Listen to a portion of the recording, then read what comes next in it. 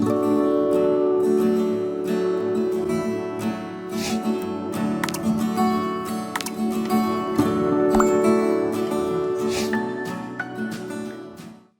noite. Vamos hoje terminar o último encontro do Sobre a Origem do Mundo. Estamos terminando o Códice 2 da Biblioteca de Nag Hammadi. E aí a gente pode se sentir um pouquinho lendo o que aqueles compiladores, aqueles escribas resolveram reunir num livro só, né? Imagina que a gente está pegando um livrinho de capa de couro e tem todos esses textos lá dentro. A gente tinha parado nessa passagem em que é sempre esse mesmo drama que a gente já está... Muitos de vocês estão ficando acostumados, quem não está acostumado ainda vai depois maratonando lá os nossos estudos prévios lá no canal, que aos poucos vai ficando bem mais fácil de ficar familiarizado, né, com esse linguajar todo dos gnósticos. Então, nessa parte a gente estava falando de como os arcontes, né, identificam Adão como alguém que tem um poder, e Adão identifica a sua contraparte feminina, e aí eles tomam aqui, a gente terminou nesse último parágrafo, né? E aí eles comem do fruto, e aí as suas mentes se abrem, e eles comem da luz do conhecimento, tomam consciência de sua nudez, ou seja, começam a perceber, né, o bem e o mal, a distinção de luz e sombras, começam a aprender a distinguir um caminho de discernimento, de perceber quando estamos sendo dominados e quando não estamos, tomam consciência, né, de sua nudez e, ao se virem nus, se enamoram um do outro e começam a fazer esse caminho de união, né, que é o caminho espiritual, esse caminho de união dos opostos, do retorno à unidade, da cessação da dualidade que habita em nossa alma e nossa mente. Então, Adão e Eva passam a entender muita coisa. Então, agora a gente continua para as novidades. Quando os governantes souberam que eles haviam transgredido a sua ordem, ou seja, aquela ordem de não comer da árvore, né? Até as imagens são bem bíblicas, bem tradicionais, mas ajuda a ilustrar para a gente. Quando os governantes souberam que eles haviam transgredido, vieram num tremor de terra, entrando no paraíso, no Éden, né, de forma ameaçadora para Adão e Eva. Os governantes, ou as autoridades, ou os arcontes, aqui são sinônimos. E aí eles vieram ver o resultado da ajuda. Ajuda o quê? Da serpente, que aqui nesse texto é chamado de a besta, que é o instrutor. Curioso, né? Um instrutor. Adão e Eva ficaram então muito perturbados. Esconderam-se debaixo das árvores no paraíso. Os governantes, portanto, não sabendo onde estavam, perguntaram: Adão, onde está tu? Ele respondeu: estou aqui, mas por medo de vós escondi-me, depois de ter me sentido envergonhado. No Gênesis, lá no Velho Testamento, tem exatamente essa passagem, né? Que Adão come, aí ele se vê as suas vergonhas, né? E aí ele se esconde de Deus, e Deus vai tudo brabo lá brigar com ele, brigar com a Eva, expulsa eles do paraíso.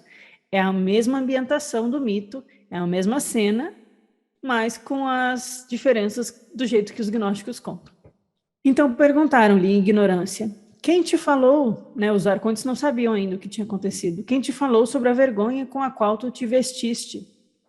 Ele se vestiu da vergonha. É interessante é sempre esse linguajar das vestes, que aparece em vários textos gnósticos. A gente vai vendo os termos em comum e vai acostumando com essa linguagem deles. Quem te falou sobre essa vergonha com a qual tu te vestiste? A não ser que tenhas comido do fruto da árvore. Ele disse: a mulher que me destes. Lembra que a mulher tinha sido enviada por Sofia, né? Isso é um detalhe importante para a gente. A Eva espiritual, ela tinha vindo lá da oitava, lá do pleroma, e ela tinha sido enviada como uma auxiliar para Adão. Mas os arcontes, quando tentam capturar ela e dá aquela confusão, e ela entra na árvore do conhecimento para não ser violada, etc., os arcontes, no fim da história, enganam Adão e fazem o Adão acreditar que eles tinham criado a mulher para ele. Então, aqui é a diferença no mito gnóstico, né? Então, é por isso que o Adão está dizendo: a mulher que vocês, arcontes, me deram, foi ela que me deu o fruto e eu comi. Mas como a mulher aqui, esse princípio feminino, intuitivo, não é filha dos arcontes, mas vem do alto, ela faz comer o fruto porque ela está de olhos abertos, né? Então ela auxilia a humanidade a despertar a alma. Mas Adão não sabe disso no mito. E eles então perguntaram para ela: o que é que tu fizeste? E ela respondeu: foi o instrutor que me incitou e eu comi. Então aqui a gente tem essa imagem da serpente instrutor. Alguém que vem para a árvore do conhecimento e oferece esse fruto do conhecimento para a alma, para a mente intuitiva, a fim de despertar Adão para a realidade das coisas, né? Os governantes achegaram-se ao instrutor, mas este lhes havia encoberto os olhos para que não pudessem fazer nada. Então, os arcontes chegam perto do tal instrutor, mas o instrutor vendou os arcontes para que eles não pudessem fazer nada, ou seja, eles estão à mercê dessa força. Impotentes, limitaram-se a amaldiçoá-lo, amaldiçoar a serpente, né? Foram depois para a mulher e amaldiçoaram a ela e a seus filhos. Em seguida, amaldiçoaram Adão e a terra e o fruto por causa dele. E amaldiçoaram tudo quanto havia criado. Não existe bênção vinda deles, dos arcontes. É impossível que o bem seja produzido pelo mal. Então, aqui tem toda aquela referência à árvore má, não dá bons frutos, conheceis a árvore por seus frutos, né? Toda aquela referência que a gente vê no Novo Testamento. E aqui a ideia de que os arcontes, eles não conseguem agir contra a serpente ou contra o instrutor, porque esse é superior a eles. Os arcontes amaldiçoam Adão e Eva e a terra e os frutos e tudo, porque eles, né, bate aquela mesquinhez, aquele sentimento de se eu não posso controlar vocês e não posso mandar em vocês, então eu vou amaldiçoá-los. A partir daquele dia, as autoridades via de fato alguém mais forte diante deles, porque eles se achavam, né? Eles não teriam chegado a saber, não fosse a sua ordem não ter sido obedecida. Introduzir a grande inveja dentro do mundo, só por causa do homem imortal. Então aqui o mito ele está falando da queda, no sentido de esse Adão aqui e essa Eva não são ainda a humanidade física, eles têm um corpo criado para eles, mas é um corpo criado pelos arcontes, então é um corpo ainda sutil, e eles ainda vivem nesse estado astral, não sei, um estado de um outro plano de existência que é semifísico, mas que está suscetível aos poderes e vontades dos arcontes. Quando os arcontes descobrem que eles não conseguem mandar nessa criação e o homem se torna imortal porque ele recebe o conhecimento que é dado pelo instrutor através da Eva, então eles ficam com raiva, ficam com mesquinhez, ficam com inveja, e aí eles amaldiçoam a humanidade e introduzem no mundo esse sentimento de inveja. Então aqui a gente começa a ter esses momentos de queda e de mais densificação dos sentimentos, vão ficando um pouco mais complicados e os arcontes vão ficando um pouco mais opressores. Ao ver agora os governantes que o seu Adão havia adquirido um conhecimento diferente, quiseram testá-lo. Então, lá no Velho Testamento, no Gênesis, né, eles diz que Deus sopra no rosto de Adão, o Deus Criador é quem dá a vida, para os gnósticos quem dá a vida é a Sofia, através do Logos, meio que trapaceando o Criador da matéria, porque ele não tem esse poder de vida, então ela passa por ele, mas no Velho Testamento é ele que sopra, e aí ele dá vida para Adão, e aí ele fala para Adão nomear, né, os animais, e tem aquela passagem. Aqui é novamente essa referência, mas agora com esse outro enredo, né, que os arcontes percebem que Adão comeu do fruto do conhecimento e passou a distinguir a realidade das coisas, e aí eles querem testá-lo. Reuniram todos os animais domésticos e selvagens da terra, assim como as aves do céu, trouxeram-nos a Adão para ver como ele os chamaria. Ao vê-los, Adão deu um nome a estas criaturas. Os governantes então ficaram perturbados, porque Adão não demonstrava mais sinal de ignorância. Reuniram-se e deliberaram entre si, dizendo: cuidado, Adão se tornou igual a um de nós, de maneira que ele percebe a distinção entre a luz e a escuridão. Ora, a fim de que não seja ele enganado da forma em que o foi com a árvore do conhecimento, e que chegue também à árvore da vida e coma dela, que se torne imortal e nos domine e condene, e que julgue a nós e a toda a nossa glória uma loucura, então proferindo mais tarde uma sentença a respeito de nós e do mundo, bem, vamos então expulsá-lo do paraíso, mandando-o para a terra, o lugar de onde veio, para que não consiga saber mais a nosso respeito.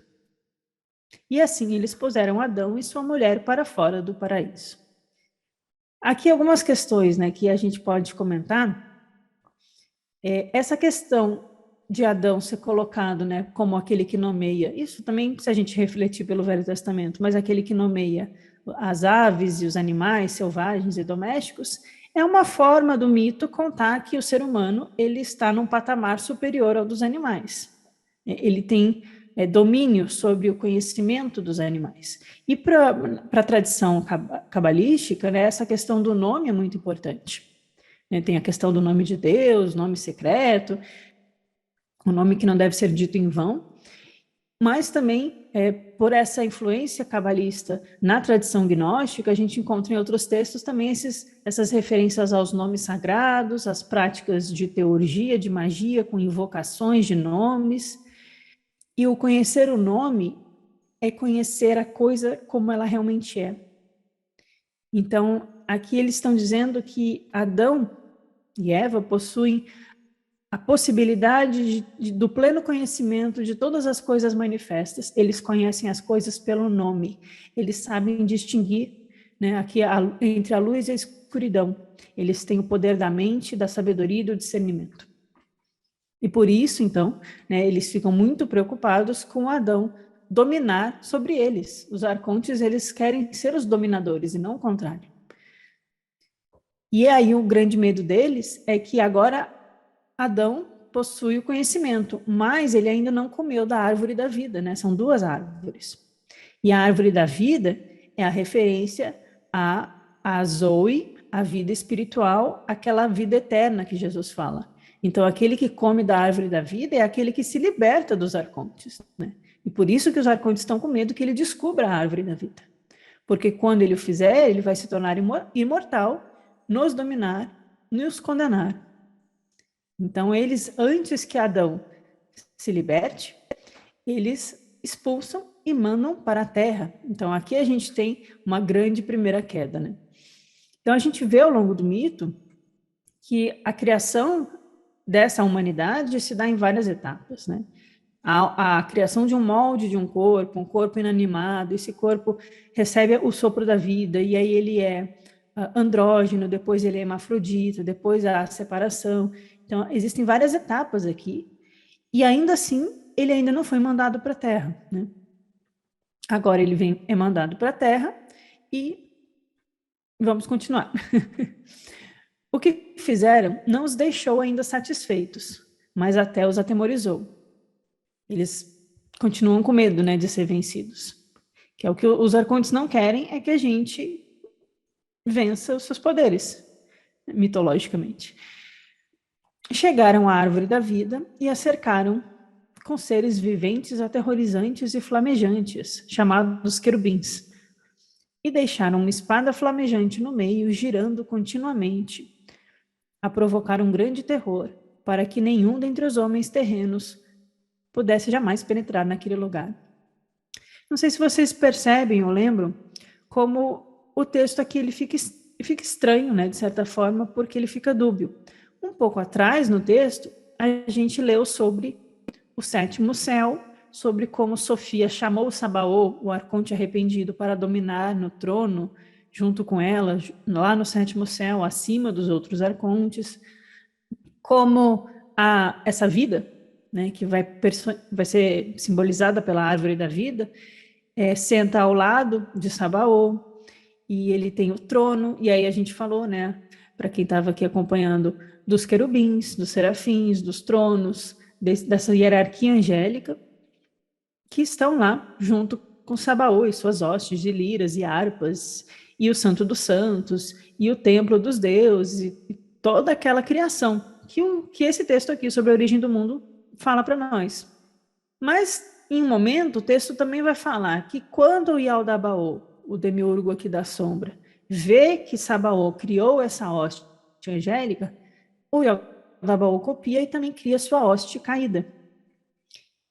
Só que aqui aparece os arcontes expulsando Adão do paraíso e colocando a árvore da vida envolta também, novamente, em querubins, em espadas flamejantes e esses seres, né, para proteger a árvore da vida.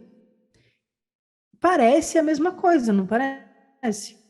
Só que, por um lado, é visto de uma forma positiva, junto com Sabaô, e aqui começa a tomar uma forma meio proibitiva, né, de difícil acesso, que eles não querem partilhar o poder. Mas, de toda forma, o que a gente pode tirar disso é que há um desafio, né? Os querubins, né, eu até trouxe aqui para vocês as imagens lá da Suméria e da Esfinge no Egito, né? Os querubins são descritos como seres de 4 cabeças, que têm cabeças de animais e asas de anjos, e que guardam, protegem a Arca da Aliança, protegem o Santo dos Santos. Então, aqui é a mesma imagem, a proteção da árvore da vida se dá por esses seres. E a gente tem esse desafio de uma jornada espiritual, da gente conseguir vencer esses portões e passar por eles. Não lutando contra eles, lembrem, não é eliminando eles, mas é dando o nome, dando a palavra de passe e se tornando, brilhando a nossa luz para que a nossa luz seja tão luminosa quanto a deles. E aí eles permitem a passagem. É isso que a gente vai encontrar nos textos. Então, aqui, de certa forma, apesar de toda essa conotação negativa da queda e da inveja e da mesquinhez desses arcontes raivosos que não querem ser, né, desobedecidos, também vai mostrar para a gente que é essa necessidade da gente vencer essas dificuldades para a gente voltar a ser merecedor do nosso lugar no mundo celestial. Depois dessas coisas, e por terem se tornado ciumentos de Adão, os governantes quiseram reduzir as suas, né, de Adão e Eva, as suas existências, mas eram incapazes disso por causa do destino que havia sido estabelecido desde o início, pois suas existências estavam determinadas. Para cada um dos homens, 1000 anos, de acordo com o percurso dos luzeiros. No entanto, por serem os governantes incapazes disso, cada um daqueles que se havia empenhado no mal diminuiu a sua existência 10 anos, e o tempo restante de vida tornou-se 930 anos, sendo estes gastos em desgosto, fraqueza e diversões perversas. E daquele dia em diante, o curso da vida prosseguiu assim rio abaixo, até a consumação do éon. Muita coisa aqui também, né? Então, novamente, aquele sentimento ruim dos arcontes, que eles querem destruir as existências de Adão e Eva, mas não podem, porque há um destino. E esse destino foi estabelecido desde o início. Aqui a gente vai falar do Eir Mameni também, né? O destino dos deuses, o destino fatal. Mas há a ideia de que a existência humana estava determinada.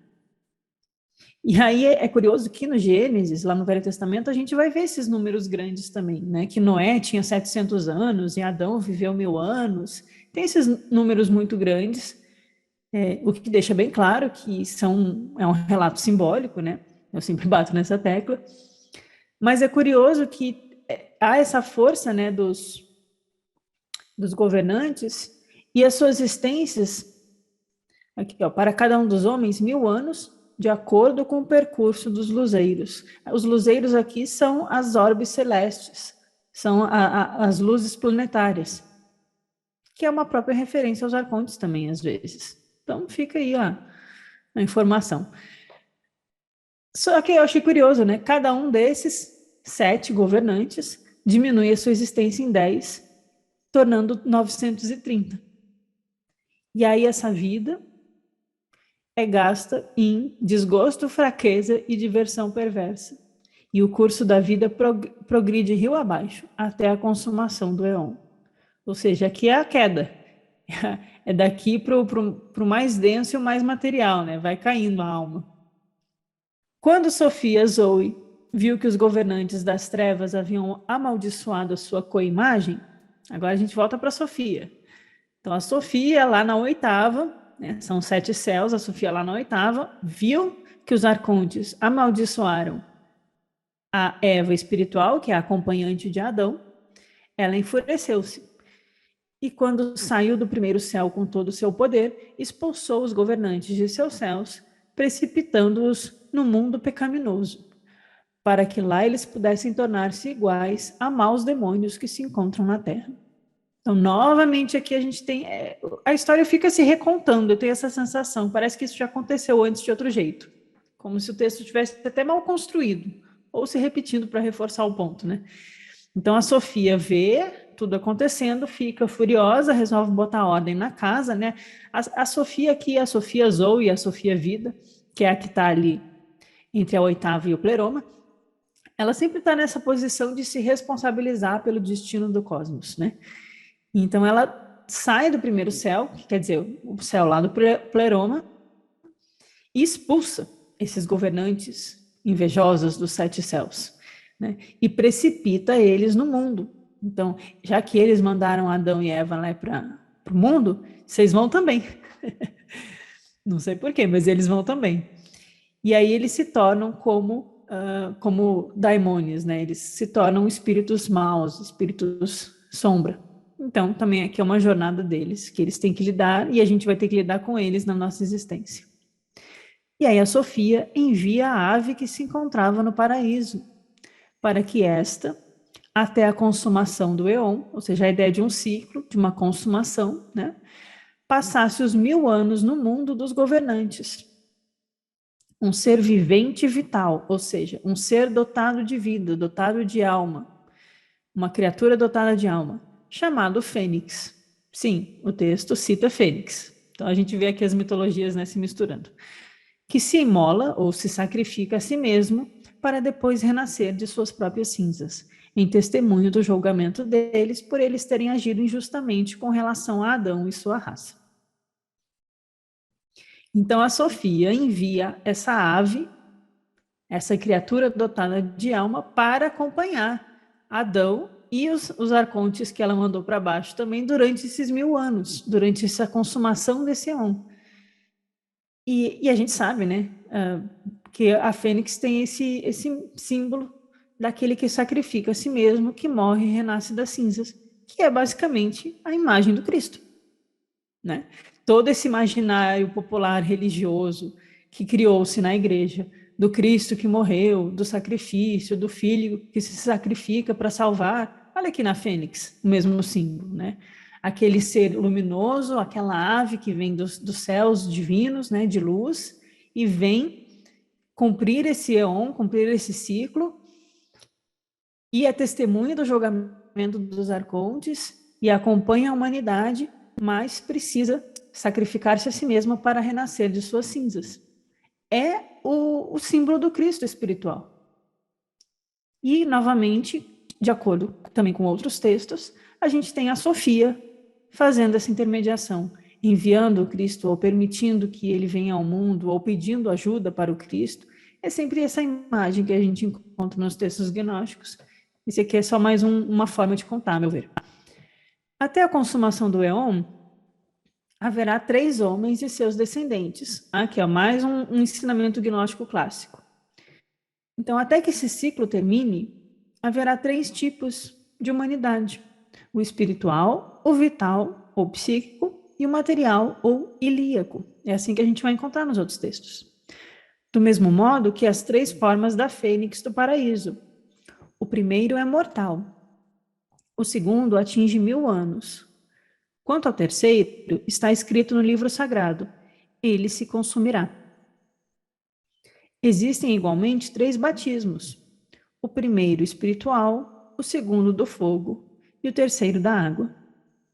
O primeiro, pneuma, espírito, pneumático. O segundo, o do fogo, que aí se vai relacionar a psique ou vital.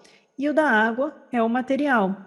Então, eles vão fazer essas correspondências. E tudo isso vai ter uma correspondência com o mito da Fênix.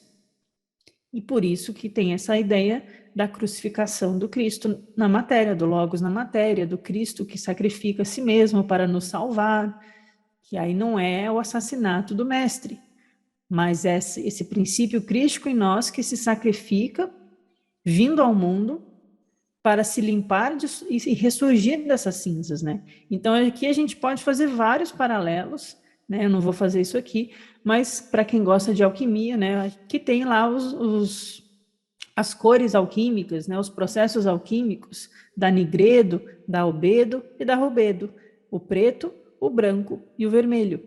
Então o batismo da água, do fogo e do espírito. E aí a gente faz alguns paralelos, não estou dizendo que é a mesma coisa. Mas é esse processo, por exemplo, a nigredo na alquimia tem relação com a gente identificar essas sombras e se limpar delas, chegando na albedo, o branco, um estágio de purificação, e a rubedo, um estágio de consumação, de fogo, um estágio da unção, né? Cristo, que significa ungido, ungido no óleo. E é aí que a gente tem lá, João Batista batiza com a água, enquanto Jesus vai batizar com o fogo. Toda essa linguagem gnóstica que a gente consegue encontrar em outras tradições e até mesmo no Novo Testamento, se a gente olhar com jeitinho. Então, certamente aqui há a menção a processos esotéricos, e de ensinamentos esotéricos e processos espirituais muito profundos. Essa fênix é a nossa própria alma ressurgindo também dessas cinzas, né? E é o poder ígneo, o poder do fogo, esse batismo espiritual, né? A unção, o Cristo, o óleo, a rubedo, e depois na alquimia, depois da rubedo, a gente tem me deu um branco agora, mas é o dourado, né, depois, uma quarta etapa. Nada é por acaso nessas linguagens. Da mesma forma que as fênix surgem em testemunho dos anjos, olha só como esse texto gnóstico vai passar pelas mitologias, né? Então, é daí que vem a fama dos gnósticos misturarem as coisas, mas eles não estão misturando sem motivo. No Egito também surgem os crocodilos, em testemunho daqueles que descem para o batismo de um verdadeiro homem. Também no Egito, os 2 touros possuem o mistério do sol e da lua, sendo testemunhas de Sabaô, pois este existe acima deles, né? Sabaô está no 7º céu e ele rege sobre o sol e a lua também. E aí no Egito tem os 2 touros. Então aqui o gnóstico, que é o redator desse texto, ele está fazendo um exercício, né, de interpretação, exegese, uma hermenêutica aqui, né? Ele está citando a fênix, aí ele vai citar o crocodilo e os 2 touros no Egito, outros símbolos, e aí coloca Sabaô no meio, que é claramente cabalista, né? Então ele está passando pelas tradições espirituais. Me parece que ele está dialogando, né? O interlocutor desse texto é alguém que tem esses conhecimentos, né? Porque o redator não está preocupado em explicar, ele está só fazendo menção, sabe? Aquilo lá que a gente já falou, então é isso. Ele está mencionando. Então é interessante quando a gente olha o texto assim como um texto vivo, né? Um texto que foi escrito por alguém lá por volta do ano 100, 100 e poucos, e está dessa forma construído, né? E aí, continuando, temos Sofia, de Astafaios. Lembram que Astafaios é o nome de um dos arcontes. E aí tinha uma Sofia e tinha a Sofia de Astafaios. Não sei bem se é a mesma referência. A Sofia de Astafaios recebeu o universo desde o dia em que criou o Sol e a Lua e vedou o seu céu até a consumação do éon. Ora, o verme gerado pela fênix também é homem, né, que o homem se arrastava como um verme na terra, né, tem sempre essa menção. O verme gerado pela fênix também é homem, e está escrito sobre ele: o justo desenvolver-se-á como a fênix. E a fênix surge viva primeiro, morre e ressuscita de novo, como um sinal daquele que surgiu na consumação do éon. Estes grandes sinais só apareceram no Egito e não em outras terras, mostrando que ali é como o paraíso de Deus. Percebem como esse texto é muito diferente do que a igreja depois vai construir em torno da imagem de Jesus, né, do Jesus crucificado, morto, renascido no 3º dia, etc. Aqui a gente está falando de uma experiência espiritual e eles estão fazendo um elogio à tradição egípcia. Então, realmente, por isso a gente entende a perseguição depois, né, da patrística para banir e destruir esses textos, né? Não queriam que a gente estivesse lendo essas coisas. Aqui não é Jesus morto e crucificado. Aqui é a fênix que morre e ressuscita como sinal daquele que surgiu na consumação do éon, ou seja, o Cristo vivo em nós, o Logos crucificado na matéria, aquela centelha divina que precisa despertar a nossa alma e renascer das cinzas e se tornar como um fogo vivo que nos leva de volta com suas asas para o pleroma celestial. E todo o elogio à tradição egípcia, né, que me parece que eles estão falando de uma forma positiva, né, dos mitos egípcios. Voltemos novamente aos governantes, dos quais já falamos, para que possamos apresentar o seu testemunho. Pois ao serem expulsos dos céus e precipitados na terra, os 7 governantes criaram para si anjos, isto é, muitos demônios, a fim de que os servissem. Esses demônios, porém, ensinaram aos homens muitas aberrações, através de magia, poções, idolatria e derramamento de sangue, e altares, templos, sacrifícios e libações a todos os demônios da terra, tendo como colaborador o destino que surgiu com o consentimento dos deuses da injustiça e da justiça. Ao cair, portanto, na perdição, o mundo foi se desviando através dos tempos, pois todos os homens que estão na terra serviram aos demônios, desde o princípio até a consumação do éon, os anjos servindo a justiça e os homens a injustiça. O mundo, desse modo, caiu na perdição, na ignorância e no estupor. Todos pecaram até o surgimento do verdadeiro homem. E aí, gente? Todos pecaram até o surgimento de Jesus Cristo, nosso Salvador? A gente pode ler assim essa passagem, mas eu não acho que é isso que ela está dizendo. Então aqui a gente tem... Isso se relaciona com aquela questão dele ter vindo para nos salvar, que a igreja fala, Laia? Isso. Absorver-nos de todos os pecados? Isso. Porque quem vai nos absolver dos pecados é o nosso Cristo interior. O verdadeiro homem, quando nós nos tornamos como antropos, quando nós realizamos o caminho das 10 Sefiró e fazemos essa jornada de retorno pelos 7 céus e vencemos essas forças arcônticas, nós nos tornamos o próprio homem, o homem vivo, o Adão que pós-queda, o Adão que abriu os olhos e aí come da árvore da vida. Então, sim, há a ideia de que a gente vai caindo em erro e engano e que há forças aqui que contribuem para que a gente cometa injustiças e fique presos. Então, aqui a gente tem vários elementos para trabalhar. Vamos tentar aos poucos. Primeira coisa, a ideia desse destino, que é uma ideia que os gnósticos corroboram, de que a gente há um destino, né? Não muito fatalista, porque a gente pode trabalhar contra esse destino, mas ele tende a nos conduzir.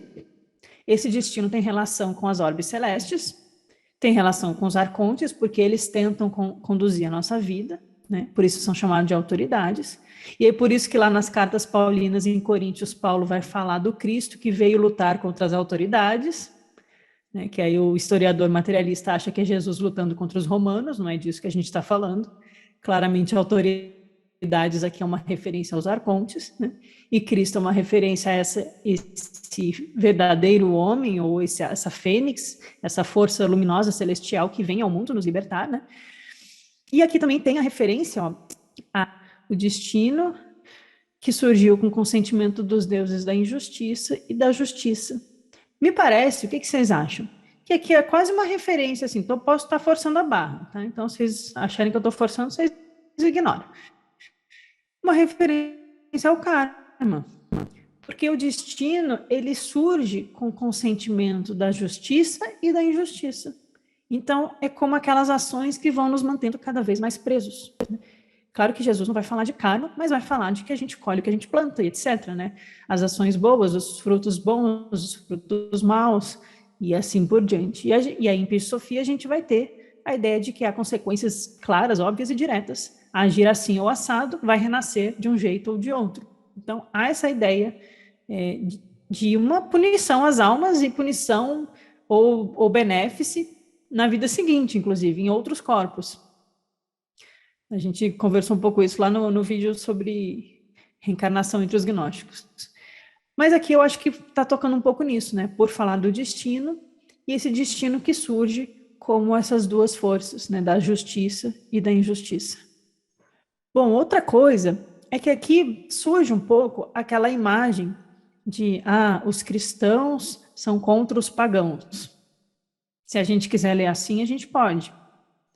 Mas eu acho que a gente pode aprofundar de uma outra forma, né? Então, aqui eles estão criticando, né, as poções, a idolatria, o derramamento de sangue, os altares, os templos, os sacrifícios, e tudo aquilo que colabora para esse mau destino. Isso aqui é uma linguagem que a gente encontra muito nos textos de Qumran, lá nos essênios, lá nos manuscritos do Mar Morto. Porque os essênios, eles vão declaradamente falar contra o derramamento de sangue, contra o sacrifício de animais, e vão chamar isso de idolatria. Eles vão dizer que os judeus ortodoxos lá do Templo de Jerusalém, eles estão cometendo injustiça. Então, essa ideia de que a injustiça, né, colabora para o nosso destino e que essas ações são ações conduzidas pelo mal, é uma coisa que aparece muito entre os essênios. E, portanto, aparece entre algumas escolas esotéricas da mística judaica, entre alguns grupos, né, ligados aos essênios, lá no Egito, os terapeutas, né, que a gente tem uma referência bem egípcia, os gnósticos vão vir desse meio e vão para o Egito. Então, talvez eles estejam nessa mesma mentalidade, né? Porque aqui a gente vai distinguir o que é magia divina do que é magia dessa baixa magia, né? Que é associada aos arcontes, que é associada a essas forças mais inferiores, que trabalham por barganha, por sacrifício, por derramamento de sangue. Por isso que eu falei isso na terça passada. Porque os gnósticos, eles não vão ser contra práticas teúrgicas, né? A gente encontra nos textos gnósticos mantras, invocações, rituais, né? Lá no hino de Jesus, aquela dança circular, a gente encontra fórmulas mágicas, inclusive em alguns textos, a gente encontra o uso de inscrições, né? Por exemplo, a figura do Abraxas, aquele galo, né? As inscrições com o nome de Iaô, como uma figura divina para os gnósticos. Então, há essa visão de uma magia divina, de uma magia que vem das luzes, que vem do pleroma, de algo que é invocado através do poder da luz e da virtude. Mas eles também estão dizendo, olha, não sejam ingênuos. Os arcontes vieram para o mundo. A Sofia enviou os arcontes para o mundo. E os arcontes também têm poder. Então, muitas coisas que a gente vai ver por aí, que vai ser chamada de trabalhos feitos para os deuses ou para Deus, né? Por exemplo, o sacrifício de um animal, né? O derramamento de sangue de um cordeiro, inclusive dentro dos templos, né? Eles vão falar, isso aí não vem da luz, isso aí vem dos arcontes. Essa é a ideia que a gente trabalha quando a gente lê um texto gnóstico, se eu estou entendendo bem eles, né?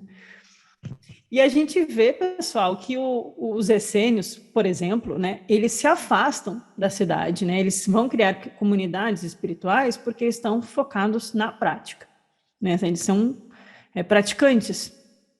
Então, quando eles falam, o sacerdote da iniquidade, o sacerdote ímpio, né, que está atacando o rei da justiça, né, tem a justiça e a injustiça, eles estão se referindo sim à ortodoxia, mas vejam bem, os essênios, eles eram contra sacrifícios e eles eram contra pegarem armas, né, não tinha armas na comunidade de Qumran. Encontraram tinteiros, rolos de pergaminho e uma biblioteca. Ninguém encontrou arma lá e nem local para sacrifício de animais. Então, por mais que a gente, e aí o que eu quero dizer com isso, né? Por mais que a gente identifique algo como isso parece ser dos arcontes, se a gente reage com violência contra essas pessoas ou contra esses algos, a gente está agindo pelos arcontes também. Então, nunca é para punir os outros, nunca é para agredir os outros. Nesse exemplo que o Tiago deu, que eu não vou entrar, mas da menina, né? Quando você tenta apagar o mal com o mal, você causa mais mal, né? Então ali seria, vou pegar o nome dessa pessoa para rezar para ela encontrar a paz, para ela encontrar o equilíbrio, para ela parar de perturbar os outros, para ela ser uma pessoa melhor, né? A gente sempre quer que a pessoa encontre a sua luz interior para ser um fator de menos sombra no mundo. Então, essas chamadas dos textos gnósticos, a gente percebe que os gnósticos nunca são os perseguidores. Por isso que eles foram perseguidos, né? Eles não são os que atacam, os que brigam, porque a briga e a disputa por poder e a violência, isso são forças dos arcontes. A gente tem que buscar a libertação da nossa cegueira e libertação da nossa ignorância e permitir que a luz brilhe no mundo, né? E aí a gente vê como é diferente a forma como a gente interpreta. E aí a magia vai justamente servir nesse sentido, da magia que vai... a gente vê isso até em tradições orientais, no budismo tem, na Vedanta tem, né? É a gente permitir que o divino habite em nós, né? Permitir que as virtudes da graça, do poder, das virtudes divinas, né, se manifestem em nós e a gente possa trabalhar com elas porque somos idênticos a elas. Aí é a questão do ensinamento esotérico, né? Esse microcosmos que nós somos, que é um reflexo desse homem celestial, se a gente perceber que nós somos isso e conhecemos esse todo em nós, então esses poderes celestiais, eles se tornam manifestos em nós. Então eu tenho a sabedoria, eu tenho o poder da virtude, da justiça, da boa ação, do conhecimento, né? E eu consigo, por práticas, às vezes invocativas, teúrgicas, manifestar isso em mim. O que é diferente de eu montar um altar para chamar um desses daimones que trabalha para um arconte para me fazer um favor pessoal e conseguir alguma coisa. Então, a gente precisa entender que quando a gente fala de mundo espiritual, de plano astral, de pleroma, nem tudo é a mesma coisa nesse sistema gnóstico, nesses sistemas esotéricos, né? Inclusive, o que a gente chama de magia, aí a gente vai distinguindo. No mundo antigo, eles distinguiam o góis, que é o mago necromante, que faz goécia, né, que trabalha com essas forças servis, que você dá algo para elas fazerem algo para você, ou que trabalha com energia dos mortos, e o mago, que trabalha com poções, às vezes, com talismãs, às vezes, mais voltados para a cura, para a justiça, para o bem, e o teurgo, que está próximo do Cristo. O teurgo é aquele que está caminhando com a fênix, ele está invocando os aspectos superiores das virtudes divinas, né? Então, são 3 níveis de práticas que olhando de fora, a gente vai achar que é tudo bruxaria, tudo magia, mas não é. Então, daí que a gente vai ver que no mundo antigo, a gente vai associar Zoroastro, Pitágoras, Jesus, Apolônio de Tiana, né? Esses importantes do mundo antigo como teurgos e como magos. Por que eles são chamados de hierofantes? Né? Hiero é sagrado, fantes tem a ver com fanes, que é a luz. Então, o hierofante é aquele que manifesta a luz no mundo. A luz sagrada, ele coloca em prática, a prática dessa luz sagrada no mundo, que é diferente do cara que está ali fazendo um talismã, uma poção e quebrando o pescoço de uma galinha ou alguma coisa do tipo. E isso eu não estou falando nem de religiões afro, nem de religiões da Austrália, isso tem no mundo antigo, tem no mundo helenístico, tem nos vikings, tem no xamanismo tibetano. A gente precisa aprender a distinguir o que está trabalhando para o arconte e o que está trabalhando para o Cristo. Isso é um assunto muito espinhoso e tem muito aprofundamento nisso, mas eu acho que a gente precisa mencionar, até porque o texto está mencionando, né? Até me perdi. Então é isso, a gente tem um anjo que serve a justiça. E os homens estão servindo a injustiça. E esse anjo da justiça, depois lá os Rosacruzes vão associar ao Algoeides, né? Esse aspecto luminoso, ou esse santo anjo guardião, que não é um anjo externo a nós, mas ele se manifesta às vezes nas práticas como algo externo, mas é o reflexo do nosso próprio princípio divino trabalhando em nós. Então há a ideia desse anjo santo, esse Cristo santo, esse Salvador, que até que surja como um homem verdadeiro, nós continuamos caminhando na injustiça e pecando. Pecando aqui, lembrem, isso é um texto do século II, 100 e poucos, 200 no máximo. Então, quando o texto está falando em pecado, ele não está falando com o peso que a gente tem da Inquisição medieval, da igreja na Espanha, da igreja na França. Pecar aqui quer dizer errar, desviar o caminho. se enganar no caminho, né? Errar o alvo. Então a gente fica errando no mundo, como os planetas aí são errantes no céu, até que a gente manifeste o verdadeiro homem. Por isso que eu sempre vou citar Madalena naquela passagem, que Jesus vai fazer de Madalena um homem, porque nós precisamos manifestar esse homem celestial em nós para se libertar da injustiça, do destino amargo, do engano, do erro, do pecado, para poder sermos fênix, né? Não faz sentido? Para mim faz tanto sentido, eu fico até empolgada. Sim, faz muito sentido para mim também. Obrigada, Viviane. Faz sentido. Eu fico, será que eles também veem sentido? Porque, nossa, eu acho tão bonito. Sim, muito bonito. O que foi dito até aqui é o suficiente. O redator. Pronto. Ele também sentiu, eu estava sentindo aqui que a gente entrou muito nesse assunto, o redator do texto também. O que foi dito até aqui é o suficiente. Voltaremos em seguida a considerar nosso mundo para podermos concluir a discussão sobre sua estrutura e o seu governo.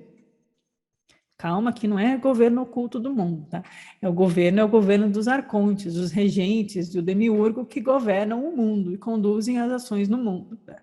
Então, é como o nosso cosmos, o nosso mundo é estruturado e como ele é governado por essas forças que são também os planetas. Então, se tornará óbvio como a crença no mundo imanifesto, que se tornou aparente desde a criação até a consumação dos tempos, foi conhecida. Então, ele está falando assim, vamos concluir essa discussão sobre as estruturas do mundo. Imagina as conversas que aconteciam nessa turma aí que estudava esses textos, eu fico curiosíssima. E agora, então, fica óbvio como é que ficou conhecida essa crença no mundo imanifesto, né? Porque tem um mundo manifesto e tem um mundo imanifesto. É disso que o texto está falando. Chego agora aos principais pontos a respeito do homem imortal. Devo falar de todos os seres e formas que a eles pertencem e como são encontradas aqui. Depois de uma multidão de seres humanos ter surgido, é aquela história, né? Tá, Adão e Eva saíram e aí eles cresceram e multiplicaram com quem? Então aqui ele pulou. Depois de uma multidão de seres humanos ter surgido, através daquele que fora moldado a partir da matéria, e tão logo o mundo ficou povoado, os governantes dominaram este, ou seja, possuíram um mundo na ignorância. Qual a causa disso? Então, qual que é o grande domínio dos arcontes no mundo? É encher o mundo de ignorância, que é o que torna a gente preso na visão budista no samsara. Qual é a raiz, causa fundamental da gente estar preso no samsara? A ignorância, a avidya. Então, parece que os gnósticos e os budistas concordam em algumas coisas. Qual é a causa disso? É essa. Já que o Pai Imortal soube que uma deficiência surgira nos éons e em seus mundos, desviando-se da verdade, querendo, portanto, frustrar os governantes da destruição por meio de seus corpos moldados, ele enviou vossas imagens, isto é, os abençoados e pequenos espíritos inocentes, para baixo para o mundo da destruição. Essa tradução tá ruim, né? Mas a gente tenta. Estes têm conhecimento, pois todo conhecimento está num anjo que aparece diante deles. Ele se coloca diante do Pai e está autorizado a lhes transmitir. Logo, sempre que aparecem no mundo da destruição, eles primeiro revelarão o preceito da indestrutibilidade para a condenação dos governantes e de seus poderes. Resumindo, o parágrafo está dizendo que o Pai imortal, que é o espírito virgem invisível, é aquilo que está acima do Cristo, né, na cosmogonia gnóstica, ele ficou sabendo que os éons de baixo e seus mundos ficaram com uma deficiência, né? Eles foram se afastando da unidade, foi criando-se as sombras, foi mesclando luz e sombras, os mitos são sempre assim, e eles ficam com essa imagem de uma deficiência, algo que nos falta, algo que precisa ser retomado, recuperado, como a pérola, né? Algo que precisa ser corrigido. E aí, esse Pai imortal, ele quer atrapalhar os arcontes. E como ele faz isso? Ele envia as imagens. E esses espíritos inocentes para baixo, para o mundo. Então, ele envia espíritos de luz, ele envia a imagem do homem da luz para que ela sirva como um mapa, né? Essa ideia da imagem nos textos gnósticos é a ideia de um mapa, né? Se nós somos a imagem do Pai imortal, então nós podemos acessar Ele se a gente conhecer a nós mesmos. Essa é a ideia do autoconhecimento gnóstico. Porque se nós somos essa imagem e nós possuímos essa centelha de luz, só que ela está, né, obscurecida por essas camadas da ignorância, então tem jeito, tem esperança. Só que tem essa jornada. Então, eles têm gnoses, né? Esses espíritos ou essas imagens têm gnoses, têm conhecimento. E esse conhecimento aparece num anjo diante deles. E esse anjo está autorizado a transmitir. E a primeira coisa que ele revela é o preceito da indestrutibilidade, ou seja, é o ensinamento de que é possível tornarmos-nos imortais ou encontrar a vida eterna, né? É a ideia desse retorno para um mundo indestrutível. E isso nos liberta dos governantes. Além disso, quando os abençoados apareceram nos corpos moldados das autoridades, essas tiveram ciúmes, né? Então, os arcontes também receberam corpos moldados aqui, né? Não necessariamente corpos físicos, tá, gente? Quando a gente fala de corpos, pode ser corpos semifísicos, né? Uma matéria um pouco mais sutil. Isso existe nos mitos. E devido a este ciúme, as autoridades misturaram sua semente com eles para contaminá-los, porém não conseguiram, né? De novo, eles tentaram se misturar, mas não conseguiram. Além do mais, ao surgirem em sua luz, os abençoados apareceram distintamente. E cada um deles, da sua terra, revelou seu conhecimento sobre a eclésia que surgiu nos corpos moldados da destruição. Enigmática essa passagem, alguém chuta aí depois. Descobriu-se que continha toda a semente graças à semente das autoridades que estava misturada com a dela. O Salvador, então, criou a redenção dentre eles. E os espíritos destes, eleitos e abençoados, surgiram, variando, porém, em grau, sendo muitos outros desprovidos de reino, e mais extraordinários do que qualquer um que se encontrasse diante deles. 4 raças existem, consequentemente. 3 delas pertencem ao 8º céu. Bom, eu achei muito confuso esse parágrafo. Se alguém quiser me ajudar, fica à vontade. Mas o que a gente tira daqui? Que eles vão surgindo, eles vão revelando conhecimento, e as autoridades continuam tentando se misturar, mas não conseguem. O Salvador cria a redenção entre eles, e eles vão sendo eleitos e surgindo, variando em grau. Alguns desprovidos de reino e outros mais extraordinários. E aí eu vou entrar nas 4 raças, que eu acho que eu sei do que ele está falando. O que essas 4 raças me lembrou foi a divisão que a gente encontra lá no Apócrifo de João, sobre as 4 luzes e como cada uma dessas luzes vai representar um tipo de ser humano. E aí a gente vai encontrar em outros textos gnósticos, inclusive no Apócrifo de João, Jesus usando um termo de raça dos perfeitos, ou teus irmãos da raça inabalável, da raça daqueles que são perfeitos. A gente sabe que entre os valentinianos, e até depois entre os cátaros, os perfeitos é um desígnio para aqueles que encontraram um grau de gnoses, ou atingiram a gnoses, de certa forma. Então, há essa ideia de 4 estirpes de seres humanos, em textos gnósticos, né, o Apócrifo de João, que eu vou trazer na imagem a seguir, que eu acho que tem a ver com isso aqui que está sendo dito. Então, vejam só. 3 dessas raças, raça que não tem nada a ver com etnia, tá bom, gente? É relação com o estirpe espiritual. 3 delas pertencem ao 8º céu. Vamos ver o que ele continua falando, então, sobre a 4ª raça. A 4ª raça, porém, não faz parte de reino nenhum. E é perfeita. 3 raças aqui fazem parte do 8º céu. O 8º é onde está a Sofia e depois o Cristo. Então, está acima dos arcontes. Então, 3 estão no 8º, na 8ª, acima dos arcontes. Mas a 4ª é a mais de cima, pelo que eu entendi aqui. Ela é superior. A quarta raça não faz parte de reino nenhum e é perfeita. Esta raça é superior a todas as outras, pois estas entrarão no lugar sagrado de seu pai. Repousarão em descanso, numa glória eterna e inefável, num êxtase sem fim. Então, é aquilo que está além, né, das descrições do conhecimento. Né? Agora já são reis imortais dentro do reino mortal.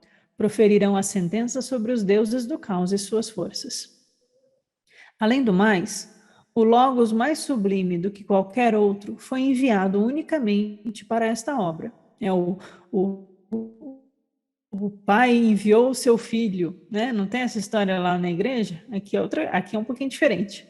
O Logos mais sublime foi enviado para esta obra, para que pudesse anunciar o que é desconhecido. Ele disse: nada há encoberto que não venha coberto. Minha internet está fraca, se eu cair. Vamos de novo. Ele disse: nada há encoberto que não venha a ser descoberto, nem oculto que não venha a ser revelado. Está citando Mateus aqui. E não sabemos se ele está citando o que hoje a gente conhece como Evangelho de Mateus, ou se é aquela ideia do Evangelho que, né, um evangelho anterior, original, que Mateus, Marcos e Lucas, né, escrevem depois em cima e viram o Novo Testamento com as edições da igreja.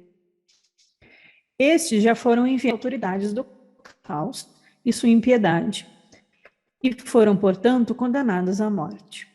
Além disso, quando todos os perfeitos surgiram nos corpos moldados dos governantes, e quando revelaram a peroa dos deuses, e descobriu-se que o destino destes era condenável, sua força estancada, seu domínio destruído, e sua presciência e suas glórias tornaram-se vãs. Antes da consumação do éon, o lugar todo será sacudido por um grande trovão. Nessa ocasião, lamentar-se-ão os governantes, implorando a sua morte.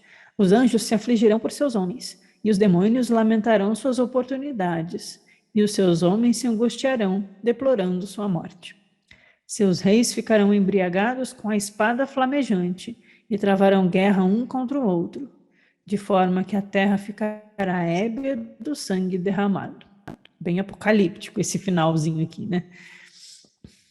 O que ele está falando? Está falando de um fim de um ciclo, da força do Logos que vem à Terra e bagunça as autoridades do caos. E quando a verdade é revelada, quando a sabedoria supera os deuses, e aí a gente descobre, né, o destino que era condenável. E aí destrói tudo que é as glórias vãs. E aí que a gente vai falar, a gente vai ver Jesus falando, né, não servir a Deus e a Mamon, né, não servir a dois reis, né, é não servir à luz e aos arcontes. Não dá para servir os dois ao mesmo tempo, né? Os arcontes trazem glórias vãs, trazem aquilo que é condenável. E enfim, todos os seres, os anjos, os homens, os demônios, todos vão ser balançados. A gente vê um pouco essa imagem lá no Piste Sofia, no Apócrifo de João também, que quando Cristo vem com sua luz para o mundo, né, as bases do abismo tremem, todos os seres, né, se ofuscam com essa luz e não conseguem nem reagir, né, existe essa imagem de poder. Esse é o último slide, e a gente termina o texto. E os oceanos se agitarão em consequência dessa guerra. O sol, então, escurecerá e a luz perderá a sua luz. As estrelas do céu não mais obedecerão ao seu curso, e um tremendo trovão sairá de uma força extraordinária que está acima de todas as divindades do caos, o lugar onde está situado o firmamento da mulher. Após ter criado a primeira obra, essa se despojará da sábia chama de seu discernimento. Será cometida por uma fúria insensata. Ela expulsará então os deuses do caos que haviam criado junto com o primeiro pai, o Demiurgo. Precipitá-los-á no abismo. Eles serão aniquilados por sua própria as montanhas que lançam fogo. Corromper-se-ão entre si até que sejam destruídos por seu primeiro pai. Ao destruí-los, ele voltar-se-á contra si mesmo e se destruirá até que não seja mais. E seus céus ruirão uns sobre os outros, e suas forças se consumirão. Seus eons também serão destruídos, e o céu do primeiro pai ruirá e se abrirá em dois. Da mesma forma, a morada e sua felicidade cairá sobre a terra, e a terra não será capaz de sustentá-las. Cairão no abismo, e o abismo será destruído. A luz cobrirá as trevas, porá fim a ela. Se tornará como eu havia dedicado, a escuridão será dissolvida, e a falha será eliminada, e atirada na escuridão, e a luz se retirará para sua essência, e a glória do não gerado surgirá, e preencherá totalmente os eons. Quando o enunciado profético e o relato daqueles que são reis forem revelados e cumpridos por aqueles que são chamados perfeitos. Aqueles que não foram aperfeiçoados no Pai não gerado receberão suas glórias e seus eons, e nos reinos dos imortais, porém nunca entrarão no reino sem rei. Pois é necessário que cada um entre no lugar de onde veio, pois cada um, através da sua ação e do seu conhecimento, revelará a sua natureza. Fim. E assim acabo sobre a origem do mundo. Tem uma imagem bem de fim dos tempos, né? Bem apocalíptica, revelatória. Me parece aqui um fim de ciclo, né? Um pralaia, talvez. Um fechamento, né? Porque ele vai falando como os arcontes, eles serão eliminados não por um Deus da luz que vai puni-los por serem maus. Não é essa a imagem, percebam. Eles vão ser eliminados por sua própria injustiça, porque eles são os agentes da injustiça e da ignorância no mundo, né? Então, eles precisam também passar por essa eliminação. E o próprio demiurgo também vai destruir-se a si mesmo, e os céus vão cair, né? E os eons serão destruídos. A escuridão é dissolvida, e a luz se retira para a sua essência, ela retorna ao Peron. E é como se fosse fechando do mundo material e vai voltando. E aqueles que não são aperfeiçoados no Pai também receberão glórias, mas não vão entrar no reino sem rei, que é não sei, talvez seja. Mas o final, que é muito prático para a gente, né? É necessário que cada um entre no lugar de onde veio. Cada um, através de sua ação e do seu conhecimento, vai revelar a sua própria natureza. E isso aqui que é a ênfase gnóstica. Eu acho que de tudo isso, se vocês conseguirem tirar outras coisas daí, ótimo, né? Tem muitos elementos aí para serem trabalhados. Mas para mim, essa última passagem é a passagem majoritariamente gnóstica, que aqui não é e você obedeceu e cumpriu sua cadeira no céu, e você aceitou o batismo e a Eucaristia, e teve a extrema-unção, então você aceitou Jesus no seu coração, e você vai para o céu porque você obedeceu à igreja. Não. Aqui, quem é salvo é aquele que, através de sua própria ação e através do conhecimento, da gnose de si mesmo, conhece a sua própria natureza interior e divina, e por isso é digno de entrar no céu. Então, a gente precisa, cada um de nós, salvar a nós mesmos através do Cristo que habita em cada um de nós. E por isso a igreja não gostava dos gnósticos, né? A responsabilidade é toda nossa. Não tem autoridade externa. Tem os mestres, mas não tem alguém que garante para a gente, que é só acreditar.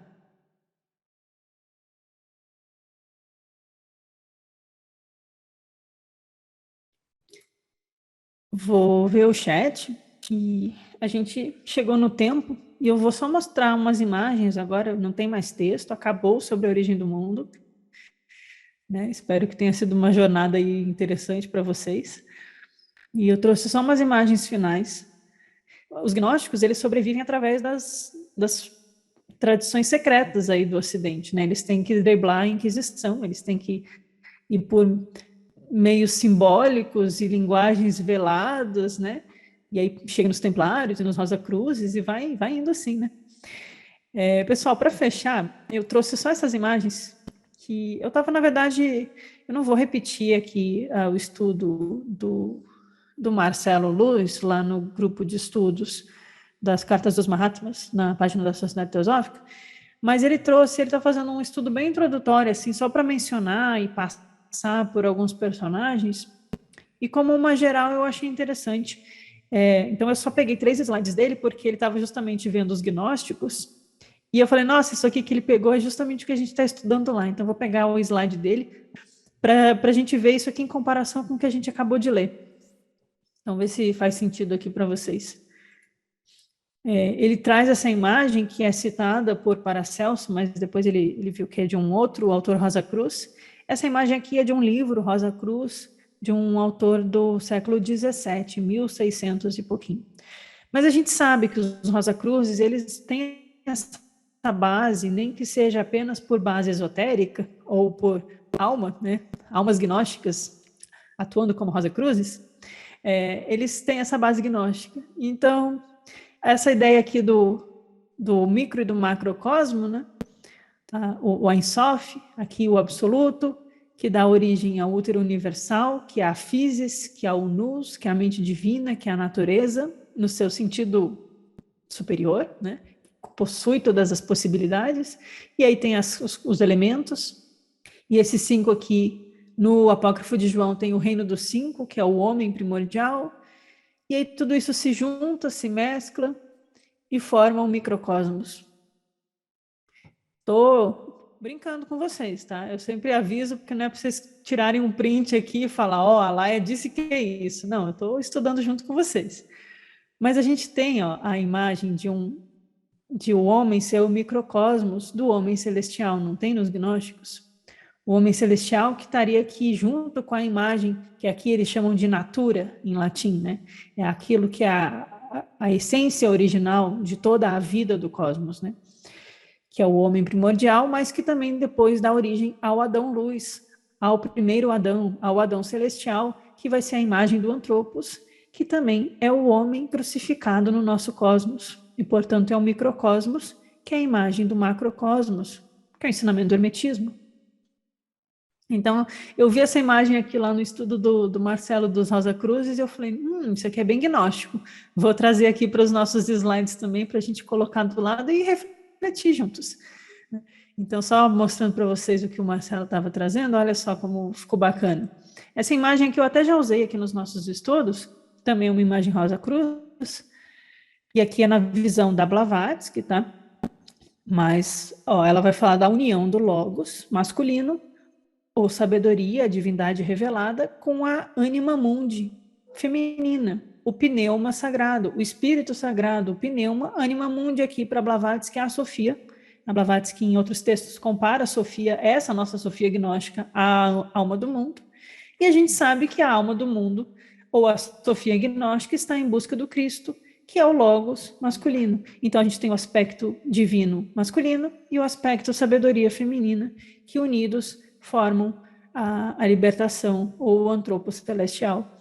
E a gente tem aqui o que a gente está estudando nos gnósticos, os 7 céus, né, que são os 7 planetas que regem o nosso mundo, e acima do 7º céu tem o céu das estrelas fixas, é assim que as linguagens desses textos vão trazer. Então, os andantes, que são os planetas, e os fixos, que são o zodíaco.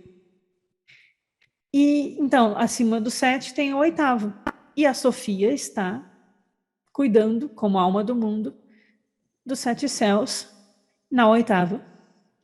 Acima da 8ª, a gente tem os mundos celestiais, aqui eles colocaram 3 camadas, e o Pai divino, a profundeza, a totalidade, que é a origem, né?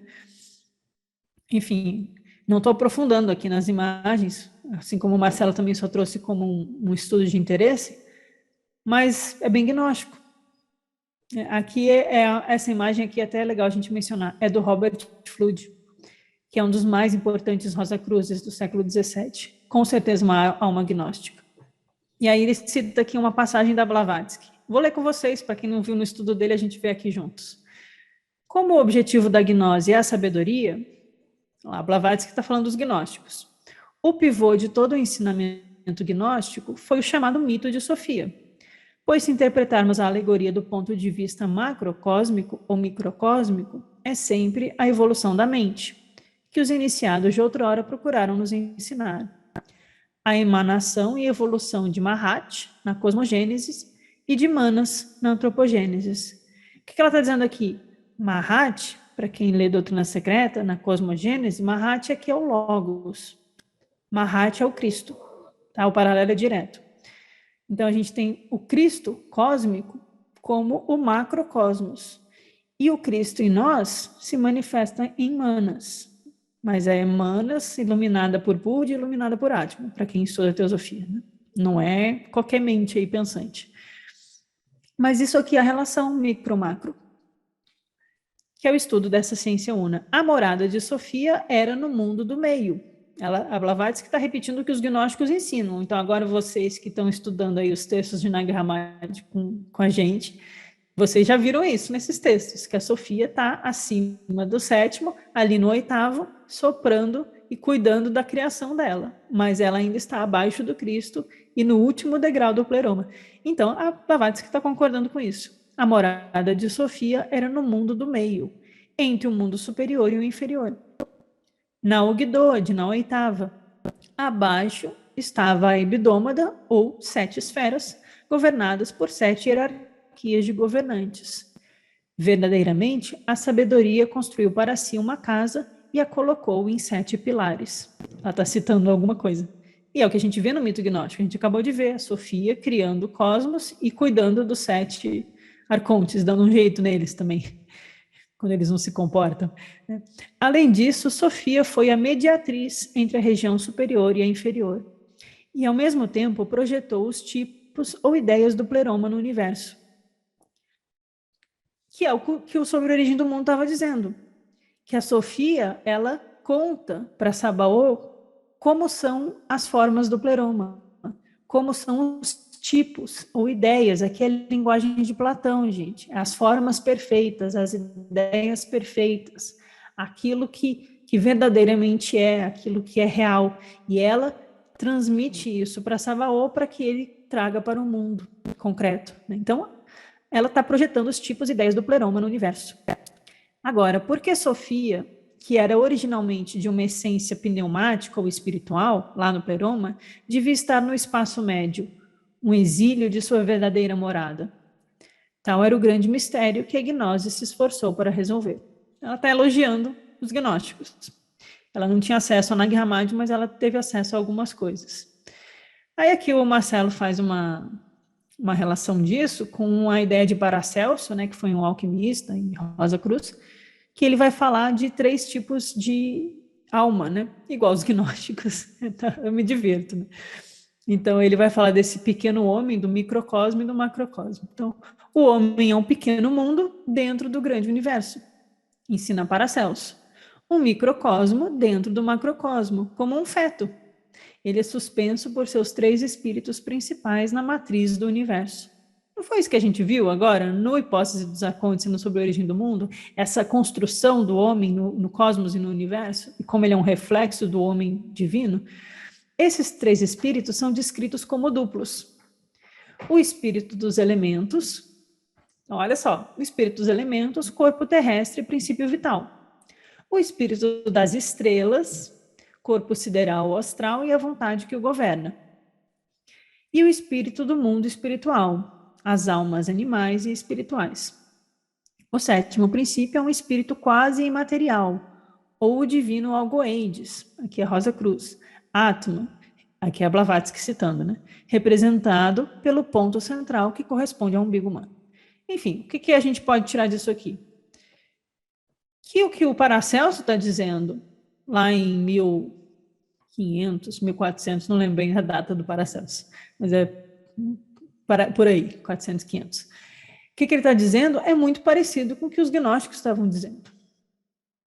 Porque os gnósticos vão falar de um espírito dos elementos, ou seja, a criação do corpo material e da essência vital, e Aldabaoth e os arcontes, moldando a forma terrestre, aprisionando a alma, né?